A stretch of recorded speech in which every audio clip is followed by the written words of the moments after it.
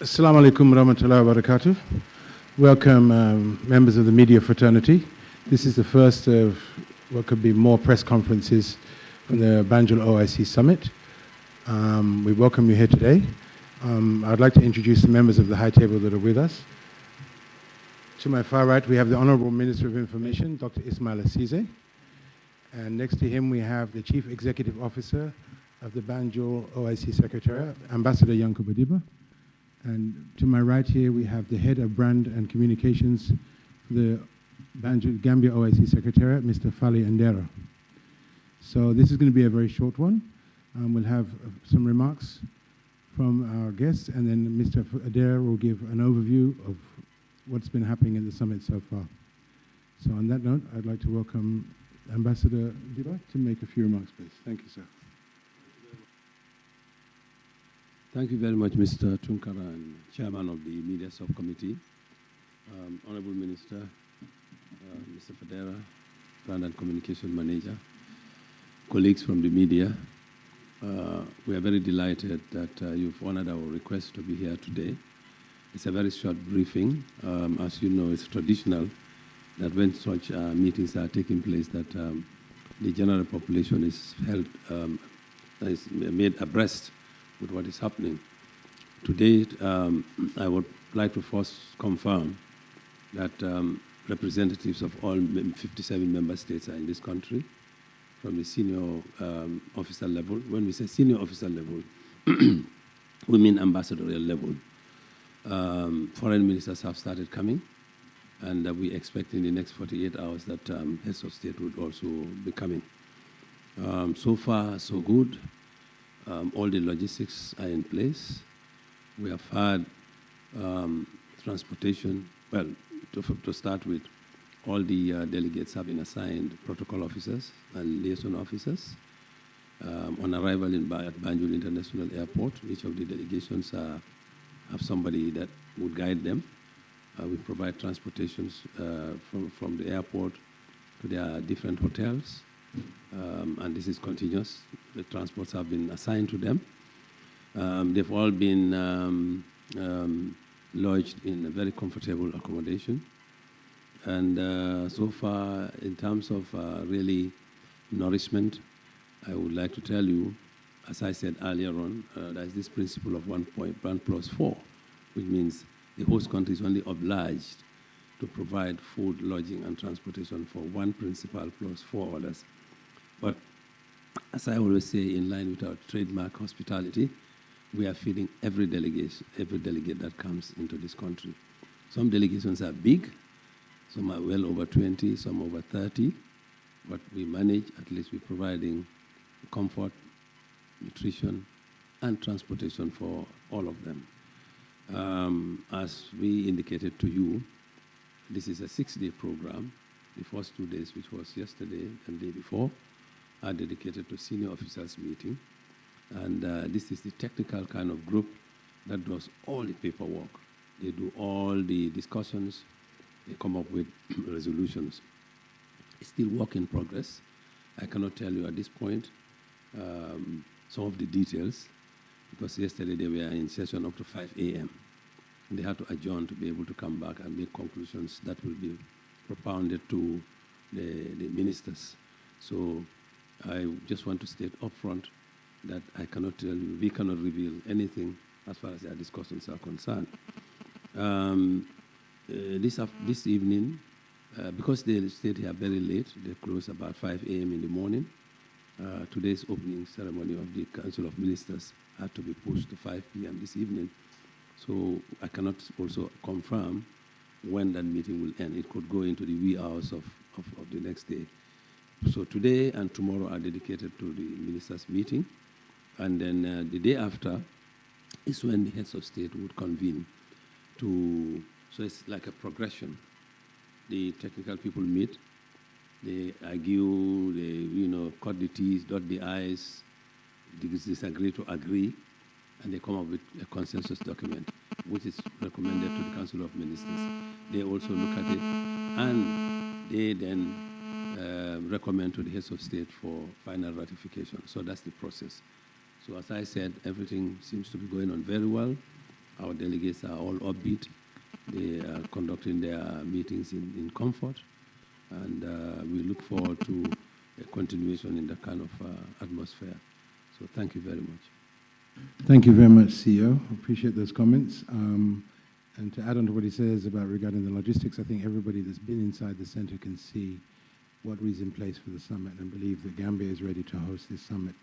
As he said, the meetings have begun already, and delegates that have been coming in, we've been hearing remarks from them that they were actually happily surprised to see the state of the center as it is and the resources that we've been deployed, whether it's for their accommodations, transportation, inside the conference center and eating. So seeing is believing. A lot of people didn't think we'd actually get to this point, but alhamdulillah, here we are. And on that note, I'd like to ask His Excellency, the Minister of Information, to make a few remarks, please. Excellency. Thank you very much. Am I audible now? Yes. Thank you. I think I'll just have to buttress on what the CEO has said, that everything is in place. Logistics-wise, the heads of the different governments will start coming in tomorrow, Friday. Foreign ministers are already in town, and what is important is that there's 100% representation. It means that all OIC member states are represented in the Banjul summit. Now, the preparatory phase is going on. The senior government officials met in the past 2 days, coming up with resolutions, preparing the communique and the declaration, the final declaration, on issues ranging from the Palestine-Israel conflict, issues on women, youth, and other issues affecting the Muslim world. So we cannot go into those details because those things have to go to the Ministerial Council. Tomorrow is Thursday, yeah? No, today and tomorrow. And the heads of states and governments will, on Saturday, they'll make the final communique and the final declaration. Logistics-wise, I think everything is in place, from protocol to security to accommodation to vehicles. Everything is in place to pick up the other delegates at the airport. Media-wise, coverage is good. We are set. So far, so good. The event is a success. So far, so good. Let's keep fingers crossed that it will continue like this. But we have no doubt that it will continue like this. And come Sunday, May 5th, when the event is over, we can boldly declare that it is a success. What is important is that everything so far is in place. 57 member states are represented. Logistics 100%, security 100%, protocol 100%. Administrative bit has been going on for the past 2 days without any issues. So as we speak, there are no glitches, there are no problems. And yes, so I'll let Nfali to now give us an update of what is happening. Thank you. Thank you, Honorable Minister. We appreciate that. Let's go straight to Mr. Fodera, who will give you the update regarding the issues surrounding the summit. Thank you very much, Mr. Chairperson, Honorable Minister, CEO. With your permission, good afternoon to all of you. My name is Mfali Fadera. Really, when you have your boss speak, you don't have much to say, and I think the Honorable Minister has also eloquently expressed the sentiment of the Secretariat and the government as a whole.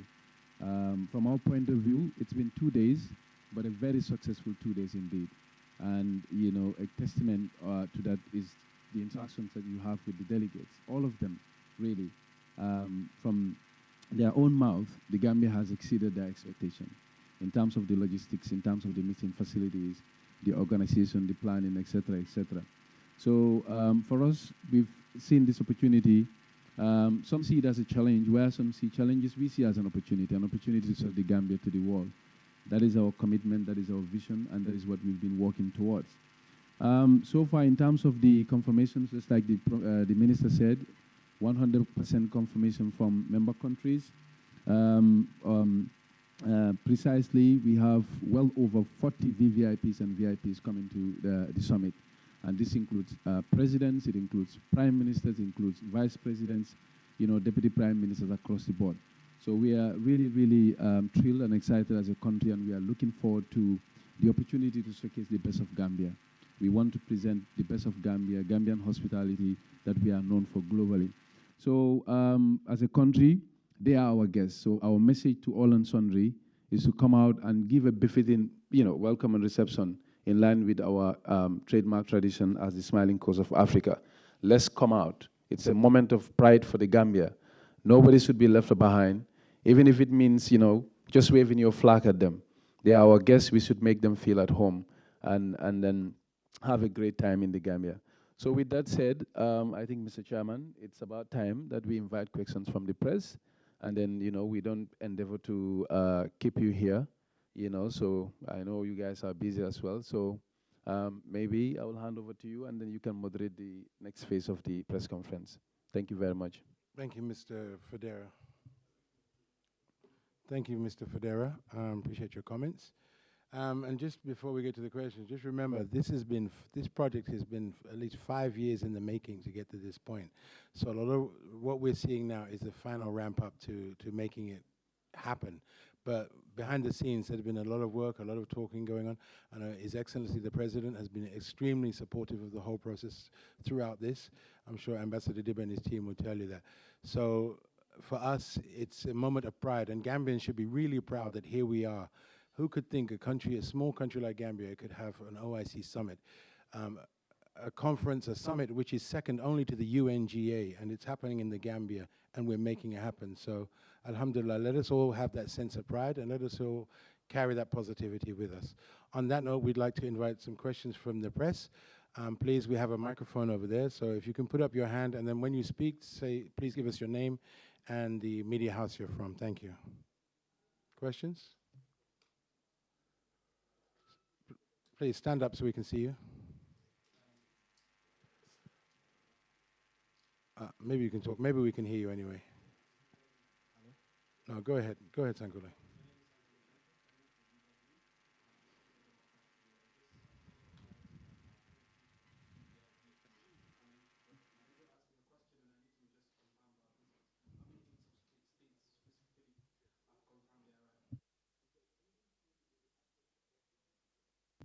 Thank you very much, Sangule. We have a very significant number, just like I said, just as you know. The movements of heads of state, is subject to changes. We are seeing additions, but we are also seeing numbers coming down. So for now, we have about, just like the minister said rightfully, we still have about 48 hours, 72 hours to go. And we cannot confirm exactly the number, but just like I said, more than 40 VVIPs and VIPs, prime ministers, presidents, deputy prime ministers, vice presidents have confirmed. But as we inch closer, certainly, and we will be able to make these concrete assurances, and in some cases where we determine the need to do so, even mention the countries. But as you also know, due to the prevailing global peace and security condition around the world, we cannot also kind of divulge some of this specific information as to the movements of heads of state and VIPs. So, but that being the case, I can assure you, you can tell your editor safely that definitely we are indeed expecting, quite a number of VVIPs. Thank you. And yeah, go ahead.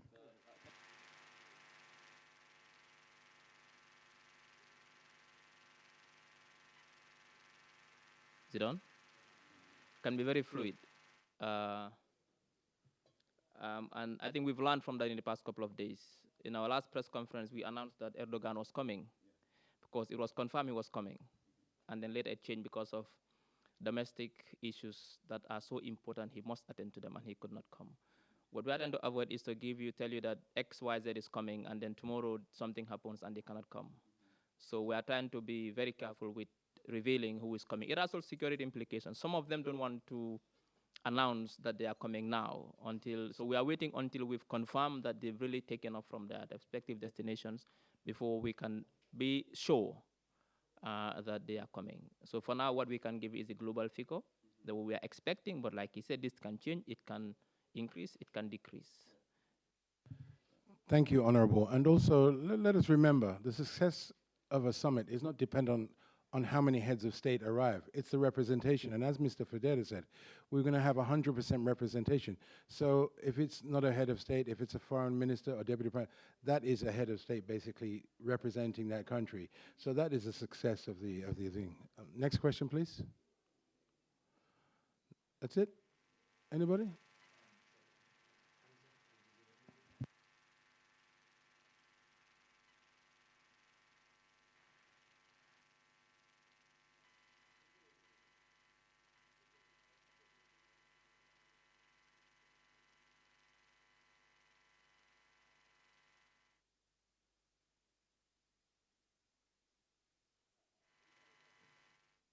The schedule for bilateral meetings are, for lack of a better word, or just like the name suggests, are bilateral arrangements between two countries. Usually they are held in closed sessions.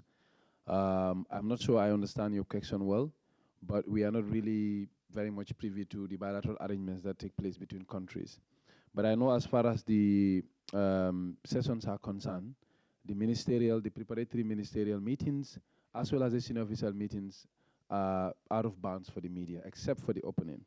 So I don't know whether that truly addresses your question, but in terms of the program, we are not able to make that public. But what we can definitely make public, and I'm happy to share it with you, is the program for the summit itself, the work program and the agenda. We can make that available. Then you will be able to know how the day will look like and the lineup of speakers for the summit itself. Yes. Mm-hmm.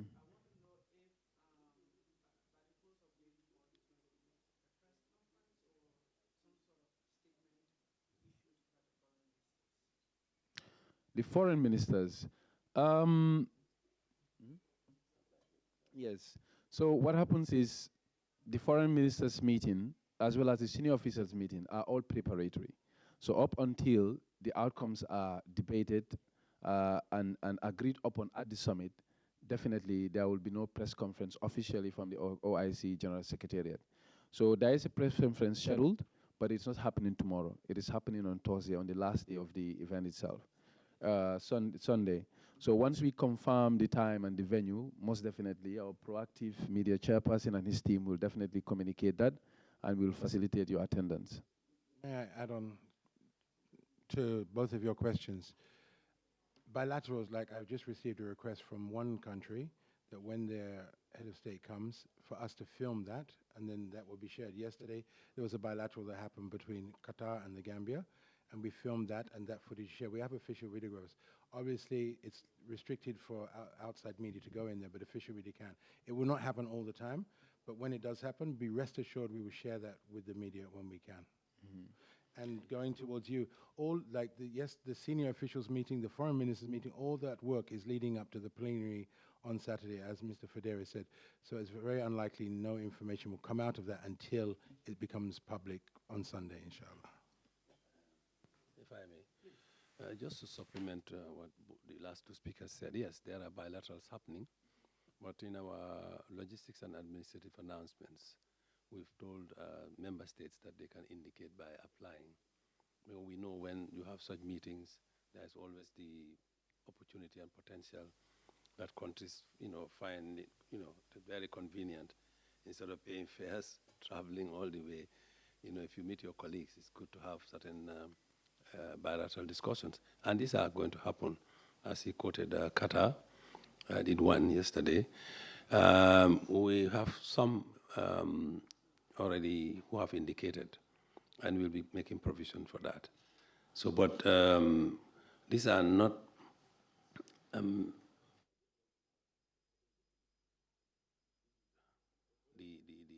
significance that the spotlight should be on the presidents. This is why we have no side events, because it's a summit of heads of state. At the on the fringes they can meet, discuss bilateral issues, but those are, as the name implies, they are bilateral. They are not really summit-oriented, but we have made room for that. And some countries have indicated their willingness to meet. So, but as and when they prefer, we will let you know, and then you can come in and then talk to them or collect your stories. Yeah. If you have, if you have any particular requests to interview any delegation, just make it known to the media chairperson, and they will facilitate internally. If approval is granted, definitely that should not be a problem. Yes. The necessary arrangements. We know already some of you have indicated your desire to talk to some of us, and we are available through mutual arrangements. That should be. Also, before Sankore comes, again, adding on to what CEO said, if any media has requests to interview dignitaries, we cannot accommodate everybody, but we'll do our level best. We'll go all out to do what we can as a media team to assist you in the process. Just one more question from me, sir. Of course, so many people are looking forward to the heads of state meeting on Saturday. I just want to know if it's going to be an opening ceremony wherein they will be making speeches just like the ministerial. Exactly. There will be The lineup of speakers. Mr. Fadera has indicated that he will share this thing. I guess the work program is no longer a secret. We'll be having the usual, opening ceremonies, after which statements will be given, but they come in an order of presidents, heads of governments, ministers, and so on and so forth. Yeah, there will be. And to add on to that, anything happening inside the plenary hall, the opening ceremonies, all of that will be streamed. It will be made available in the media center outside, and also from the official photographers and videographers, so you'll have access to all of that information. Because obviously space is at a premium and it's limited how many we can take you to these places, but we want to make sure that everybody has the content that they need afterwards. Fantasy say OIC in-house media. My question is, it was made mention that a lot of the discussions made cannot be made preview to the public. At the end of the summit, when the heads of states have decided and have their hands on all the conversation, would there be some sort of announcement of agreements made here in Gambia before they leave? Yes, absolutely. There is going to be what is called the Banjul Declaration. And this will be read out to the public. And then I think there's a press conference also where the incoming chair would oblige some to answer some of your questions. Yeah. And also to add on to what CEO said, the Gambia has started taking over chairmanship of various arms of the OIC already, leading up to the one on Saturday when His Excellency takes over that chair. So a lot of things will be happening. And again, as information comes, we'll share that with you. Any more questions? First, for the next 3 years, the Permanent Secretary, Ministry for Foreign Affairs, becomes the chair of the senior officers of the OIC. And then our foreign minister becomes the chair of the foreign ministers meeting, summit. So the actual summit will be chaired by the president, or high-level meetings, because the summit is every 36 months. Yeah. Mm-hmm. Everybody okay? We thank you very much for coming. Oh, okay, one more, no problem.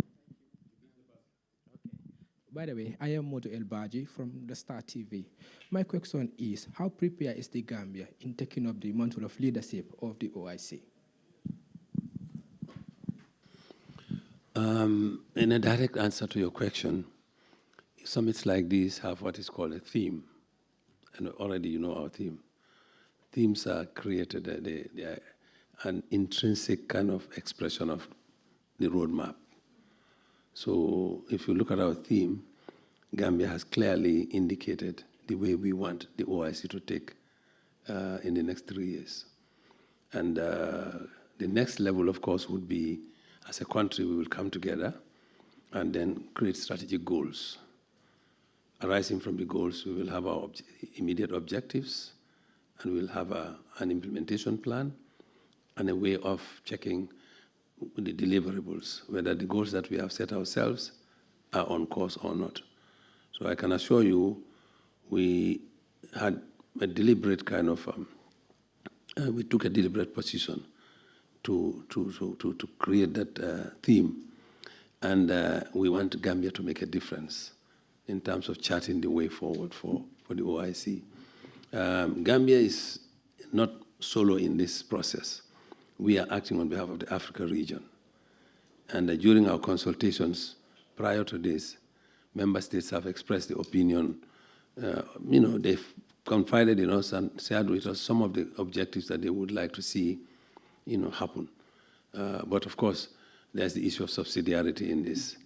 As we always say, we are not organizing, we are hosting. But as host, you are in the driving seat. So the rest of the organization will follow you, as far as possible, as long as it is in line with the strategic goals of the organization. You will have the support of member states. Thank you, CEO. Okay, this is going to be the last one, please. Yeah. Good afternoon, everybody. My name is Muna Jallo, the publisher of the Africa Agenda magazine. Basically, we've done a publication on the Gambia OIC Summit and the Gambia potentials, hidden potentials in investment potential in tourism.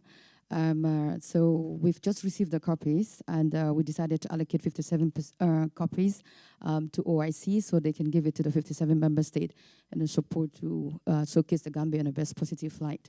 So how do we go about this? Because we've got 2 days to go, and unfortunately, CEO is extremely busy, so we couldn't get hold of him. So yeah, my question is, how do we go about this to give you the 57 copies so you can give it to your member state countries? Thank you very much. I think how it is going to be done, I would leave that to the brand and communication manager. But I just want to seize this opportunity to commend you for that initiative. And it's collective business. There's so much we can do. But if collectively we all bring in our efforts, we can really market our country in the best form possible. The whole objective for us is, among others, to make sure we are able to attract inward investment to this country. We come from a very privileged membership organization.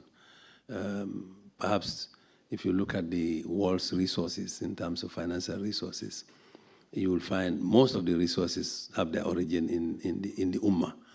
You know, so we should not take all the time on political issues. But I believe at the root cause of most of the political issues confronting the Ummah are socio-economic issues. And if we can use our chairmanship to address those socio-economic issues, we would have succeeded in addressing the problems plaguing the Ummah. Thank you. Okay, thank you for your questions. I think time is limited. Yeah, I just want to add on to what CEO said. This is a great opportunity for Gambians to promote brand Gambia. People are coming to see what we have here. People that have maybe have only kind of heard of this country, but they're coming to see what we can actually do here. So let's, all put our best foot forward, as we've been doing, and just keep going and promote it. But I would like to give the last word to Mr. Federa, Head of Brand and Communications, please. Thank you very much, Mr. Tunkara. I just want to buttress CEO's point in relation to Gambia's vision for the next 3 years for the OIC. As a country, we are looking at this as a huge opportunity. It's a moment of great pride and excitement for the Gambia, because just like CEO rightly said, Gambia will be in the chairmanship of the organization, and whenever anything happens in relation to the organization, the world will look towards us, to us. And as a country, we are ready for that task. We are ready to rise to that occasion and make sure we lead the organization in a responsible manner. But at the same time, we also want to showcase the best version of the Gambia.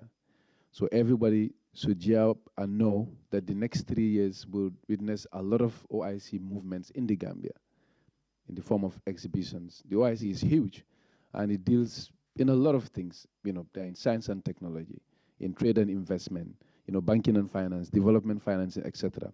The Gambia will be in the forefront. We will not be at the backstage of that. So let us all come together, just like the young lady has done, pushing from behind, supporting. Anybody that is out there that is interested in the things that the OIC is. In fact, I'm sure CEO would, at a more opportune time, come to indicate that we will, in fact, have a national conference on how to approach the Gambia's next 3-yearship, to involve everybody and make sure no one is left behind, from the private sector, the public sector, the CSOs, everybody. So as a country, we see this as a huge, huge opportunity, a great moment of hope for the country, and we'll make sure together we do it just like we have done this great summit. So back to you, Mr. Chairperson. Thank you very much, and it's great to end this press conference with such stirring and visionary remarks. Well, we ask a question. Okay, go ahead, please. Nobody left out. Thank you so much. This will be great. So, my name is Aliu Jallo from the FATU network. Basically, my question is, we understand that we have a lot of guests that will be coming, And then we understand there were plans to have some planes parked in Dakar. We wanted to understand how many planes would be parked in the Gambia and what are some of the financial implications it will have on the Gambia. Thank you.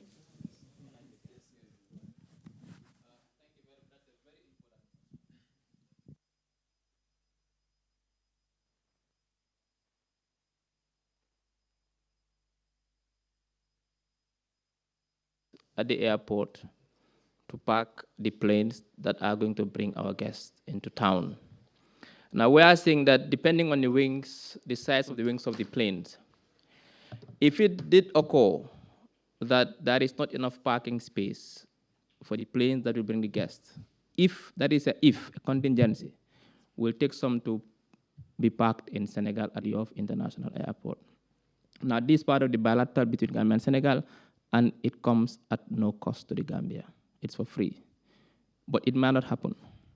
We might find a situation where there is enough parking at the airport that all the planes that are coming will be able to park there. We might not need to go to Senegal. But if it happens that there is not enough space and there are more planes than we expected, and there's a leftover that cannot park at the airport, they'll go and park in Senegal and wait for their guests. Does that answer your question? And on that note, Mr. Chairman, if you allow me, there is no guest coming to this summit that is being hosted outside of the Gambia. All the guests coming will be housed and accommodated here. I want that to be extremely clear. So just like Doctor said, it's just a contingency plan. When you plan for eventualities, and that's what we did. So, I just thought to, make that point. Well, the analogy is you have a family, you have your home, prosperity comes, you have a car, your wife has a car, your daughter has a car, you go to your neighbor and say, my space is tight. So there's nothing wrong with that. So it's nothing.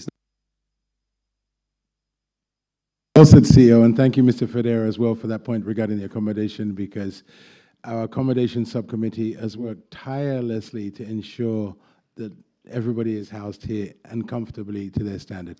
So on that note, we thank you all for coming. We will alert you if there's any further media conferences. We're looking to do more over the next few days. So as information comes, we want to make it very clear and transparent to everybody. Thank you very much for coming.